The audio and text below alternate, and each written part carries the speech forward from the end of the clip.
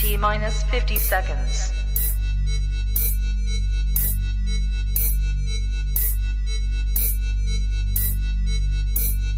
T minus 40 seconds.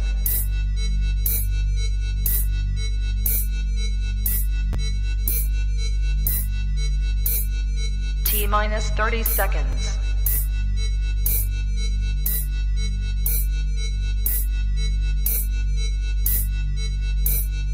T minus 20 seconds.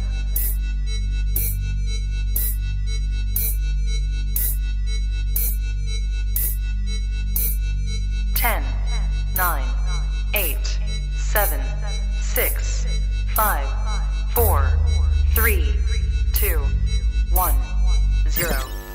Own it, own it, own it, Kong. I own it. It did. Women's Wrestling Talk, the #1 women's wrestling show on the planet.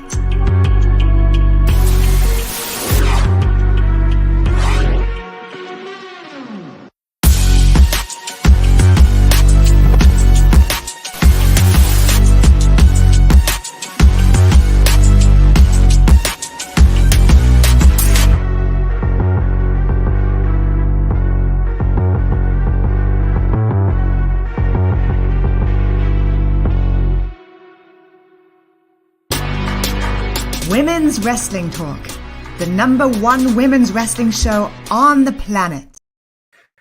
Welcome to WWT Women's Wrestling Talk Live Friday edition. I'm your host, Cedric Weldon, and we are having a day today. There's a lot going on. I'm sorry we're coming at you a little late. See you guys filling in the chat. Thank you for joining us. And I'm not alone, luckily, on this Good Friday. I got somebody special with me. I got somebody who's probably doing his victory lap all week since Monday, Mr. Booney Mayfield. How you doing, sir? I'm doing great, man. Just wishing I could be out there celebrating with everybody, but it's been cool to watch the parade and just seeing everybody out there having fun, enjoying. Hey, I ain't even got to go into that coach's host, but I just, knew it was going to finally happen for my state, my home state. So that was great. Yeah, long time coming. First championship in 47 organization years. History. So yeah, 47 big years. accomplishment. They showed that they were just the best team, which is saying a lot. And they're a team. It's about a team. It's not about one or just two people. It's like if one of the main dudes is out sometimes, or they're off a game. Sometimes Jokic can be off and it's like KCP take over. And then not to mention the bench is crazy too. So it's just a whole team effort. So that's what I like to see. I respect it. Yeah. Well, it's WWT Live. It's Friday. There's a lot going on. We got Collision happening this weekend. Yes. Forbidden Doors on the way. A lot of WWE news. Yes. Where do you want to start today? Because this is going to be a crazy weekend for everything wrestling. Well, I know what is, going to be pretty loaded to unpack. So, I think we'll just at least start with, let's see. I'm thinking that before we get to discussing CM Punk, I just want to touch on, one, just real quick, Alicia Fox turning ROW July 15th. That's what's up. That's dope. Hold a second. Sorry, my computer. Yo, today's... Yeah, so Alicia is making her in-ring return to reality of wrestling. Pretty big deal when you think about it. We know she was in the news cycle just a few weeks ago. Pretty much saying that she has never officially retired from in-ring competition. So we'll be seeing her in action. Very telling that she's still using the Alicia Fox moniker. I don't know if that's trademark with WWE, possibly not. But we get to see her in the ring just next month, pretty much a month out from today. So I'm actually this is pretty cool. It's cool news. It's good to see that she'll be able to kind of end her career on her terms. And then we'll be able to kind of really see her go out the way she wanted to go out. Yeah, definitely. I think even just when the pandemic happened and shut down so much, I think it's just a lot of people got a lot of pent up energy to just do things that they love and probably missed, you know, and realize that they missed like during that time, like away from it and everything. So that's really cool. That's awesome. So the one thing I wanted to touch on, so NXT Gold Rush, the two main events is gonna be Carmelo Hayes versus Baron Corbin. So we got that building, and then we have Seth Rollins versus Braun Breaker. So we kind of discussed a little bit about this last week, where it's like, okay, the belt being defended maybe every week or something wasn't. I don't know. Some people want it that way. Some people see it like as it making it almost seem like a mid-card belt to a degree, especially when there's an open challenge for it. What are your thoughts?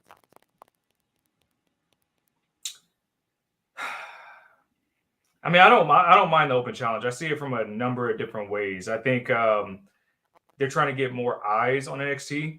You can look at this as a way that they are trying to. We had the news just a week ago where Nick Khan said he's looking at NXT like a third brand, and it was a third brand just back in 2019. It was one of the more popular brands in the entire company. So when you have your world champion, and let's be real, you're trying to legitimize this new world title Seth has as well.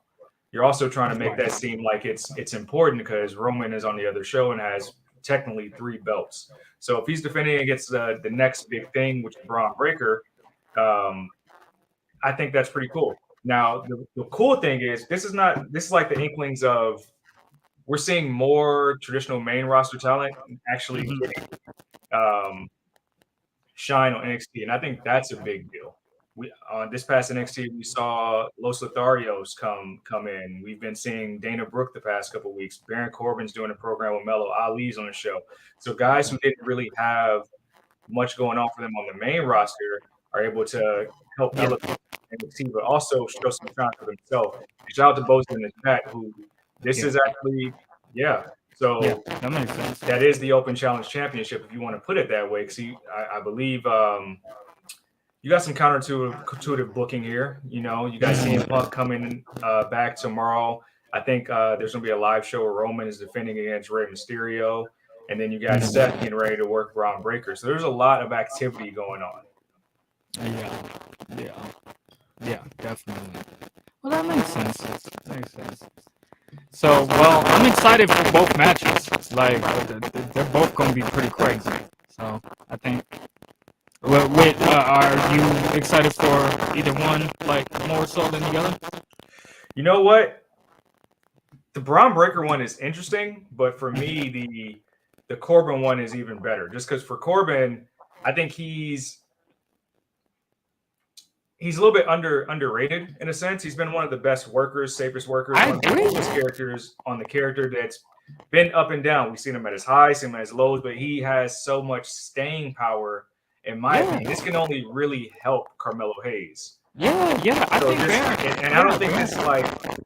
And let's be real. Like Carmelo Hayes is still in his infancy of his title reign. So he's defended successfully against Braun Breaker. Just won it at Stand and Deliver. Baron Corbin is a very good litmus test for this title reign and what it's going to mean. And we've already seen Melo appear on SmackDown in recent weeks. So this is all part of a greater scheme to bring more eyeballs to NXT. And if you ask me, it is definitely working. Yeah, I totally agree. I'm excited about that one too, and I just think I said the same thing about Baron Corbin. I think he's very underrated in just how he's been able to reinvent himself and how he's really held down the mid card, just really well, man. Like I like Baron Corbin. You know, he's one of those guys that you look back and be like, you know what, I appreciate that dude. Sometimes, you know, people need to give him his flowers. Give Baron Corbin his flowers. Yeah, Bose is 100% right. Trying to recover a lot of that talent. They lost a dearth of talent to the draft, and really, it's tough to see, but it'll elevate so many more people that we don't even know their names yet. So all the vignettes are starting to come in of all this new talent, and I think it's good. NXT's touring again. Their shows are starting to be PLEs again. So you got to have some people who have that experience with PLEs as well. help some of this new talent that's there. Yeah, definitely. Just I agree. Yeah, I agree. yes indeed. Boza agrees. And Boza agrees. This will be like his 40th match of the year where Roman has only worked 6. I'm not that hard on Roman with working matches, but because it's such a big fight feel. But yes, Seth Rollins is going to be the guy who you see his title every single week because we have to make sure fans don't continue to look at it as the consolation prize. So defend it anywhere and everywhere, see matches that you never saw before, and then hopefully that will get that bad taste out of our mouth. And Amazing Tribe in the chat, you are absolutely right. Mello, don't miss. All day. Where else you want to go? Well, let's get to it. Let's just get to it. CM Punk is returning at Collision, and people don't know what to expect. He don't even know what he's gonna say. He just gonna let it go. So this is gonna be very interesting, given the gap and everything fueled into the mystery of it. Yeah, I mean, there's no really telling what's going to happen. We know what the main event is for Collision. It's going to be CM Punk and FTR versus Samoa Joe, Juice Robinson, and Jay White. That's the 6-man tag. But we're also going to get CM Punk with a live mic, and he's going to be able to share his thoughts for the first time in almost a calendar year. He was nursing a pretty serious injury, and now he's back pretty much as the flag bearer for this new show that they're trying to usher in, which Saturday wrestling has traditionally not been that successful.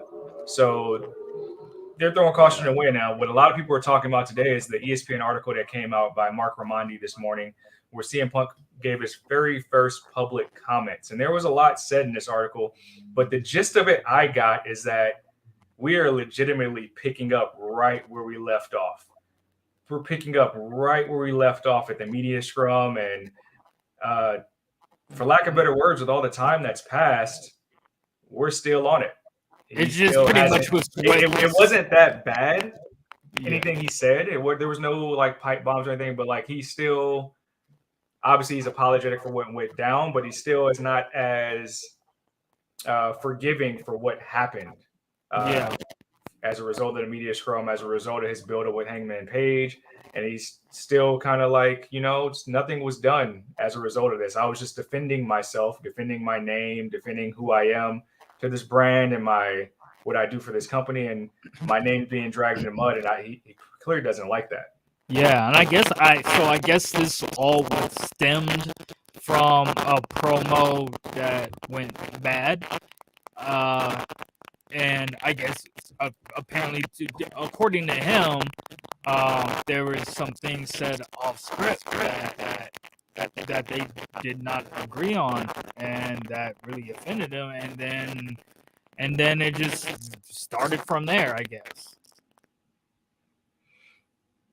Yeah, it's been a pretty long-winded thing where you can say Hangman went to business for himself, said some things that weren't discussed backstage as far as him pretty much protecting the AEW brand from CM Punk. And he didn't take kindly to that, bringing kind of the personal life of Punk into the big screen, well, not the big screen, but into the squared circle in that rivalry. So Punk talks everything in this article from possibly Hangman Page working stiff in that match and him feeling like he had put on a very bad match because he felt like he had to protect himself. It's a really good read. If you haven't read it, I urge you to read it because whatever side of the fence you're on with Punk, it's a very good read. It's very well written, thorough interview of Punk, and it really helps you usher in whatever we're going to see tomorrow night for Collision's debut, because him with a live mic, whether you like Punk or not, he draws ratings. So it's going to be an interesting show.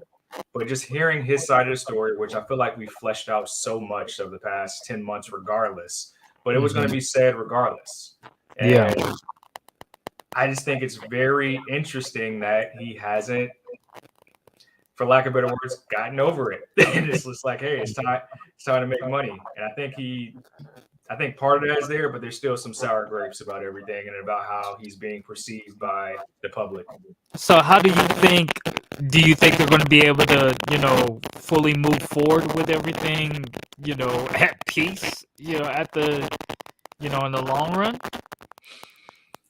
Peace is a very strong word in this Well, situation. not peace, I feel like but cordial, being able to, work together successfully. well, I think it depends because I think this show is pretty much. It's almost like this show is like waving a white flag. In my opinion, if you wanted my honest opinion, this show is like waving a white flag because you're doing a very soft brand split where these guys over here, those guys over there. We're not going to cross paths. We're not going to blur any lines. We're not going to use real life scenarios to draw any type of selling power as far as like bringing realism to wrestling. So I think it's a very hard line that they're drawing in the sand, and that's because lawyers are involved, NDAs are signed, and it's not fully fleshed out legally. Yeah. And no, I don't think this is a situation where they'll be able to work together and we'll see a match out of it. I have to read that article. I agree, Boza. I agree. And if you want to know what Boza's talking about, it's pretty much Nick Jackson's response to, I guess, the article, pretty much not dumping on Hangman Page, but pretty much his side of the story on the Hangman Page feud, and I guess the thoughts that he was given a receipt or working stiff in the match. And Nick posted a social media post pretty much talking about how much of a great guy that Hangman Page is. So this doesn't feel like it's going away. That's where I want to drive home. It doesn't feel like it's going away, and it doesn't feel like it's resolved. And I don't know if it's going to take apologies or just sitting in a room. So I guess the question is, it doesn't sound like it could work successfully or get better. The question is, will it get worse or just like just like I don't know. Like, how does this even work? Like, does it get worse at the end of the day? It could get worse, but that's why I think that the solid split in the sand, the soft brand split, helps all parties because they're not going to interact with each other, and you can continue to have programming. And then what I think is beautiful is that you're going to be able to elevate certain talent who doesn't get the TV time on Wednesday nights or Friday nights. So it's just beneficial for all parties. Keep everybody apart. Eventually, people will forget about it, and if they don't, business as usual. Yeah, definitely. Yeah. For sure. So, but yeah, I think a lot of people are just over it. It's so exhausting to talk about. I think even Samoa Joe had a quote saying that these are all grown men. Now, are they going to talk it out or they're not? And I think we're at the point where it's or not. Yeah, it really is. I mean, it's just like, it's exhausting just hearing about it, because for a while, like, man, what is going on over there? So it's just like, there ain't no sides I could take with it or anything, but it's just like, it just seems just constant, like just constant, like tension and beef with, with things. I don't know. What did he say? Pretty much the CM Punk and FTR versus the Elite TV beef is it's on its lane. Yeah, I agree with Samoa Joe though. It's just like the grown men, and that's the thing. It's just communication is it's just key. I mean, that's why I'm just the type of person that is just like, just when talking out something, just being as honest as you can about how something and really just trying to, come to a better place in agreement with the situation, or at least agree to disagree without it being heightened, into nonsense. But I don't know. I guess in the sport, especially in the sports realm, it's just like just got a lot of egos that go with it too, and then you add in the aspects of that, and business, and it's just, and then when it gets personal, Man, it just goes to show that it's just like, the industry is not at all as glamorous as it appears to be, just from the television, like behind the scenes, it's like workplace drama, like any other place.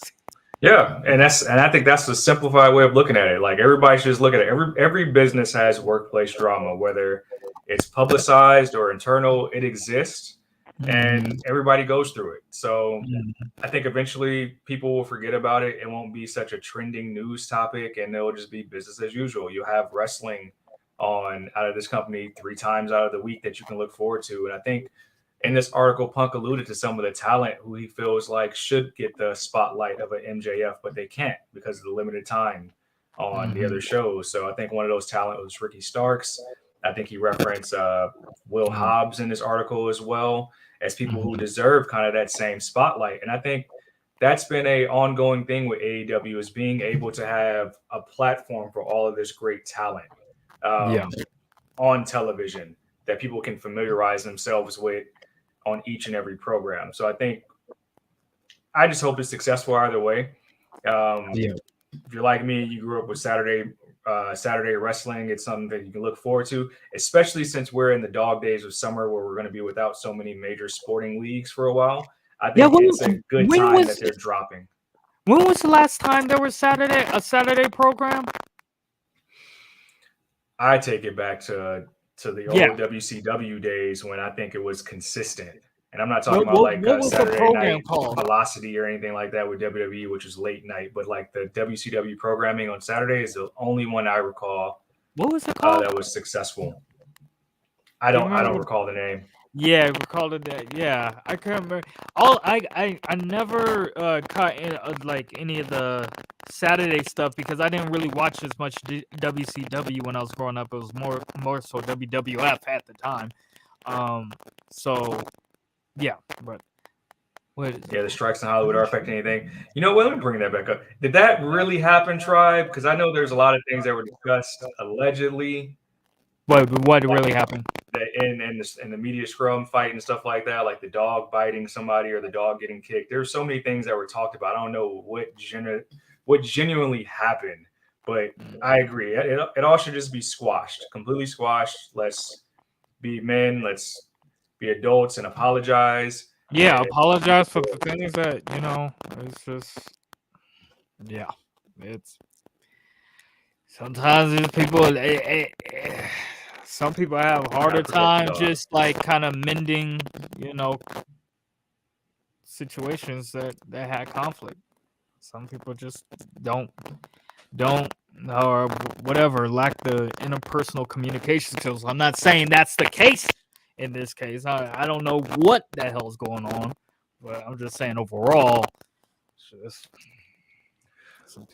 just really comes down to people just really not knowing how to communicate or just, being open with each other and honest with each other rather than passive aggression. That's my biggest pet peeve is being passive aggressive. Huge pet peeve. Yeah. But one thing we can highlight is on top of him having a live mic, this is his first public comments since everything went down last year. We're going to see him in ring for the first time in almost a year, which is pretty interesting. And it's already being rumored that he's going to work the Forbidden Door card.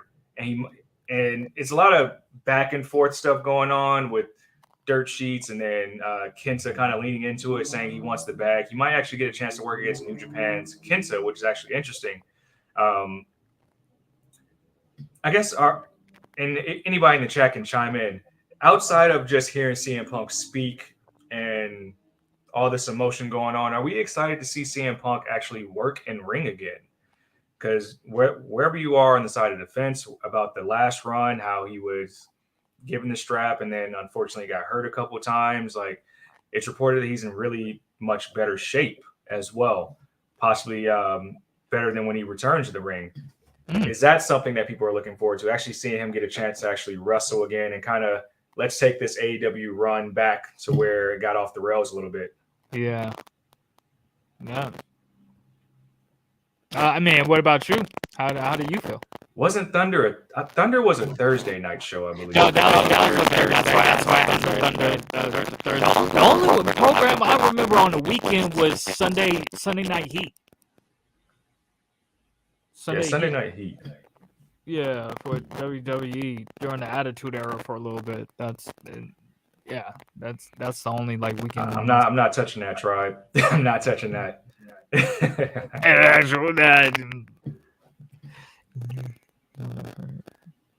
So the premiere's in Chicago, so you know there's going to be like a ridiculous pop that goes on for Punk in Chicago. It always happens. As far as the roster being fine without him, like, has it really been? Has it been fine? Have they been able to kind of flesh out storylines, or are people still kind of waiting in the wings to see what goes on with this? And how do you guys feel about MJF's title run? Because he kind of came back for the sole purpose of CM Punk, and then that all went away because of what happened. Oh, with MJF? Yeah, his return last year. His return last year and being the Casino Battle Royale winner and all that, and showing up to face Punk at the end, all that kind of got overshadowed with all this drama that went on. So I feel like that's kind of put a stain on this title run as well. Yeah, that makes sense. Well, do you have you kept up with like MJF as he's been champion? I've seen like as he's been champion, I mainly catch a lot of his promos, you know, and everything, which are always great. And where the storyline is now, it doesn't. I would say this about MJF. I would say the one thing that I got was really blown away by. Did you see that one episode where he was like singing and performing like some straight up like Broadway stuff? Like he did a whole performance. I didn't even know he had chops like that or anything. Like I was like, wait a minute, what? Like, okay, this dude actually got some more things up his sleeve. So I was very talented individual. When seeing that already had me way interested in his championship run, because just that promo alone, I'm like, nobody else can do that. There's nobody else that's going to be able to do that, pull that off the way he did. So it's you know,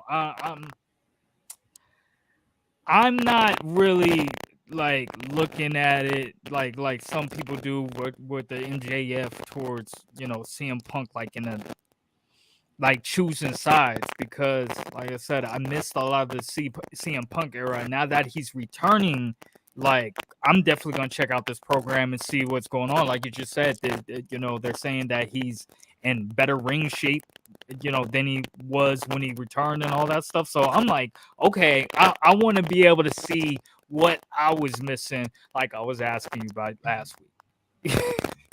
Yeah. And I think it's just more wrestling at the end of the day. If you're a professional wrestling fan, it's more wrestling that you can enjoy. Like I said, we're in the dog days of summer, so it'll be another program for individuals to watch. Yeah. And yeah, we can honestly, this is going to be. We'll probably have way more news to talk about once Monday hits, just because it's going to be so much stuff that gets fleshed out as a result of Collision tomorrow. Yeah, it's going to be a lot of layers. And honestly, this is you're right on the money, Bozo, because I think MJF actually gets the same criticism as Roman as far as how many matches he works as champion. I think that's the one consistent thing I've seen is like how many matches he's actually worked, how he's actually booked as champion. And great on promo, but people tend to forget how good he is as a wrestler because he doesn't appear much. That's true. Yeah. He doesn't work a lot. He is in the ring. He actually pulls something new out every single time, and he's a legit historian of the game. Like he's a legit like wrestling savant, if you would. Yeah, and that's why I said I usually see his promos, you know what I mean, but like here and there I get to see him in a match, and anytime I do see him in a match, I'm like, oh no, okay, this dude dope, you know, but I don't catch matches much, and clearly he doesn't have me right now, so you know, that's that. But definitely looking forward to it. What time does it start tomorrow? That is a good question. My gut wants to say 5 p.m. Pacific time. Okay. Yeah. Okay. Well, I But am. we can literally talk about this weekend of CM Punk Mhm. all show. Let's touch on some other stuff really quick. Yeah. It's being reported that Carlito has actually been turning down some of his independent scene bookings in recent weeks. And the rumors going around that he's actually re-signed to WWE. So this is actually interesting news. We haven't seen Carlito. He actually made that surprise appearance to help the LWO out back at Backlash in Puerto Rico and got an enormous pop. Has looked in great shape. We've seen him in Royal Rumbles in the past. And it makes me think that if Carlito is indeed returning to the WWE, how does he fit in with the current generation and the current roster? Obviously, he'd be able to get maybe a final run. Is he here to elevate talent? Is he here to kind of elevate the mid card scene? Like I said, phenomenal shape, great pop, been a great worker for years. But it's interesting to see that that's what's swirling around. Not confirmed yet, but it is being talked about pretty heavily, and people are already swirling wrestling Twitter with fantasy booking him against Austin Theory and others.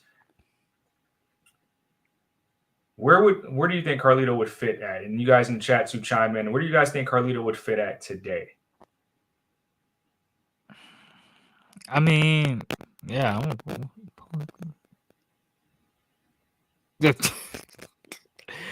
uh, um. I'm trying to see if anybody's thoughts. Like, wouldn't he just end up being placed kind of like in the LWO anyway? I mean, I couldn't see that lasting much long or anything, but I don't know. Maybe join Judgment Day. Yeah, I agree with that, Boza. So, like, you're getting Vega versus Sky tonight on SmackDown. Maybe Carlito can show up as additional help. It seems like they're really pushing the LWO. I believe you got both LWO members. You got Escobar and Vega representing the LWO and Money in the Bank coming up. He can kind of be your muscle of the LWO. Yeah, I can see him even tag teaming with Rey Mysterio because this is going to be yeah. a strong faction for them going forward. Also, with the merchandise sales, they're racking it up on the merchandise sales as well. It's just going to help them get over more, and I think that's what they Yeah, want to show. yeah, it just makes more sense. It's just like even in the picture, he got the LWO shirt. It's just like that's where I already see him fitting in today's area. Like I couldn't. He'd have to be pretty much a part of some kind of team, some kind of faction, some kind of rather than solo right now. Um, yeah, because I think he, it'd just be good to kind of find the footing in this new space and among other people, younger stars that kind of that you're working with that inspire you and it can be it's some extra reinvention for him. You know what I'm saying? So it's definitely being placed in a crew, a faction. I think is the best bet for them, and that's what it looks like they're probably gonna do anyway. Yeah, we love factions. Definitely love faction. This is an Yeah, interesting thought. So with Forbidden Door coming up, and you know what? I don't know the card completely. I know they're starting to flesh out the card more as we're getting closer to it. I believe next weekend. Trinity appearing at Forbidden Door could actually be really money because I don't believe there's many women's matches on the card as of yet right now, which is kind of a glaring issue if you're paying attention. yeah, I'd like it. So if that's a possibility, I'm excited about that. Super excited. Yeah, it should be a strong card, but to this point, I don't think there's many women's matches. Like I said, I think we talked about it maybe a week ago. I would love to see Kyrie on the card. Make sure we get Willow representing the Strong Women's Championship on the card. There's a lot of ways they can really go with that, but with what we're seeing so far, we have to add some more women's matches on the card. Yeah. Yeah, I'm just so happy for her being able to go by her real name now, cause she's always had just a dope name, and it was like, how do you have a name as dope as Trinity and you make her go by Naomi instead? It's like, come on, that name. Like, I was always like hoping she would like change it, like, yo, change it to Trinity, just start going. And now that she is, I think that's dope, cause she has a dope name. Yeah, King Corvo. One thing we can talk about really quick, so we got a little bit more time to knock out a few more stories. I noticed this earlier today on WWTshop.com. We are celebrating, I believe, 35 years of HBK. So it's another, to me, they're trying to put some merch out there. You can see some, what do you call it, nostalgic T-shirts there on shop. But they actually have a Shawn Michaels replica championship belt. Now, I know some belt collectors that collect literally every belt that comes out. And I saw this thing and thought it was very interesting. Want to know what the price tag was on this? It was about 700 or something, wasn't it? $750, $749.99, and you can own a HBK replica championship belt. That is interesting. That's an interesting one for me. Would you shell out that kind of fundage for? Yeah, that's You'd be hard pressed for me to buy any championship belt. Those things Yeah. are pricey. very, With a capital P. Maybe the hemp belt. I've always wanted the hemp belt. The Daniel Bryan championship. Oh, the hemp one? Oh man, that one is so gangster. I love that one. Like Yeah. it has to look different, you know. But 750, that makes me think that might be. This actually might be one of their most expensive titles. I don't think it was as expensive as the Fiend replica title belt, but it's up there with how much it costs. Yeah, that's up there. That's 750. Woo! I mean, yeah. I You know what you mean, can get with definitely if 750 in you're a this climate? Huh? You know what you can buy for $750 in this climate? Yeah, exactly. But I mean, if you're a collector, I get it. If for those, that makes sense. That it's like, I know they made that and made it that price for those that they know that's what they do is collect these. You know what I mean? So it's just like they're gonna get those. So it's just like, if you have anything that you love to collect, maybe there's some things that's like, oh, okay, yeah, I'll shell out a little extra on that, because it's like with Ewing sneakers, that's my thing where I'm just like, but I'll never spend really over 300 on shoes. So there's that. And that's what people spend all kind of 300, 400. I'm like, y'all, no. I agree. I agree. $750 gets you a lot more than just a title that really would you wear this title to different events? Because it's just one character eccentric. That's my thing. It's like, I will say this though. If a man and I'll say this because I'm just thinking in context of my friends, other people. If a man has, their man cave, they having to shell out money for their kids, and they failing their household all the time, or a parent, any parent has to do that, and they just want to have a cave. They want to have a little shrine of their favorite stuff that, hey, it's just for them, and then when their friends come by, they show it off and whatever. It's like, I get it. It's one of those things.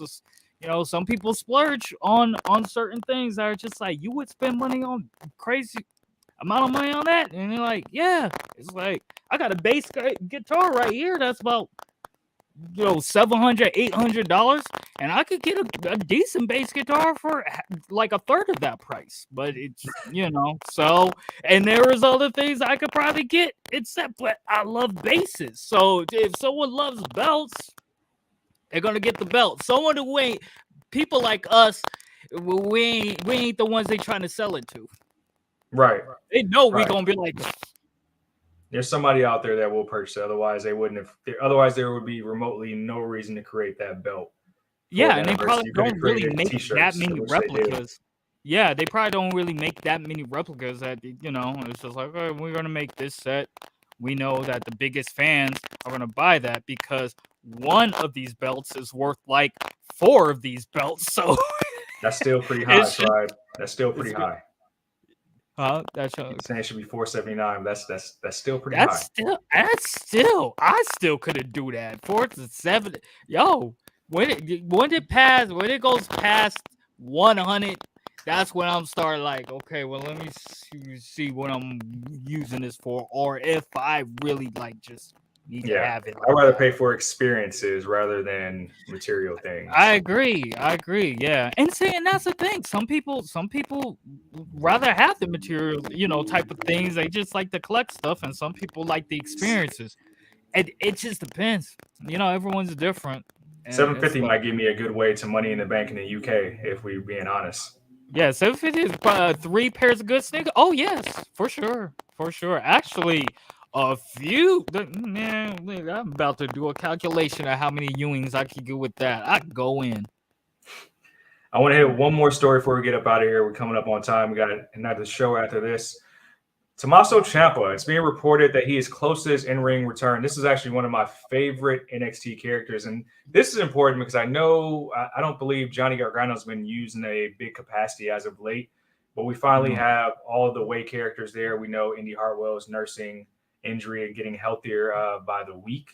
Ciampa's been out for some time now, and I know it's been reported that they want to use them as a tag team, a la their NXT Black and Gold days as DIY. That's good. Ciampa's been. That's the thing with like the Black and Gold era. A lot of people felt like some of these guys would sink or swim, but I think pairing up with the Miz when they were doing that a year ago really helped Ciampa kind of ingratiate himself with the main roster crowd and the audiences. So when he returns, I think people already know the character, and maybe we can get closer and closer to that Ciampa we've seen back in NXT. That guy who would just come out with no music, kind of be dark, wrestle good matches. And I think what I'm seeing more and more is that Trips is teeing up a lot of those guys again, which that's what excites me. Yeah. So especially with guys like Nakamura being in Money in the Bank, Ricochet being in that match. Now Escobar, we're seeing so many guys that were looked over after getting called up the past, 3-5 years, finally getting some shine, and that's beautiful. So really good to see him finally get ready to make his in-ring return. So what's a rivalry that you think you would like to see maybe happen when that return comes?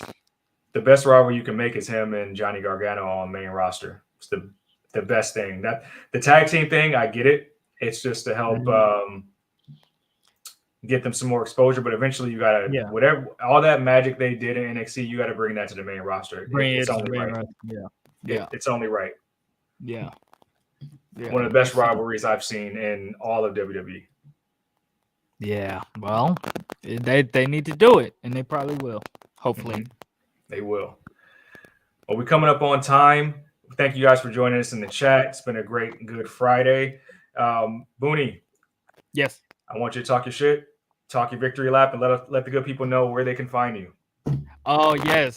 You can find me on Instagram at Booney Mayfield. You can also find me on YouTube at Booney Mayfield as well. I have music on all streaming platforms under Booney Mayfield. Just Google Booney Mayfield and you can find all the stuff that I am currently working on. It's a lot.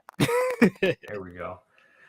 And then you can find me at Says on Twitter at CEDD_SAYS, on the gram at Says the Answer, and check out my articles on dailyddt.com. I want to thank you guys for joining us in the chat and being the best part of WWT Live Friday edition. Again, congrats to the Denver Nuggets on their first NBA championship in history. Thank you guys for joining us. We got a bunch of shows. We got a bunch of shows on this platform you should check out. We got a SmackDown after show coming up. We'll have a Forbidden Door after show.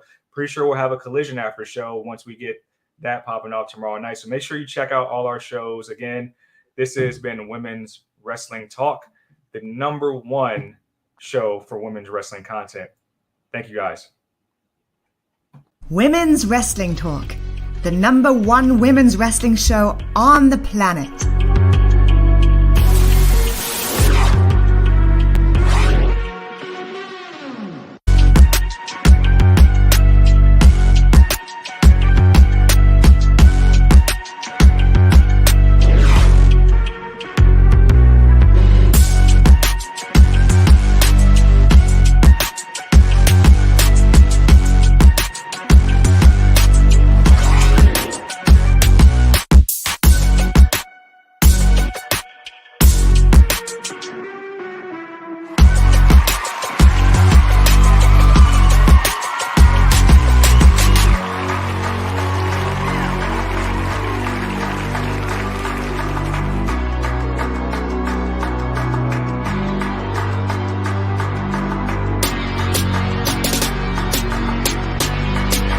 Women's Wrestling Talk, the number one women's wrestling show on the planet.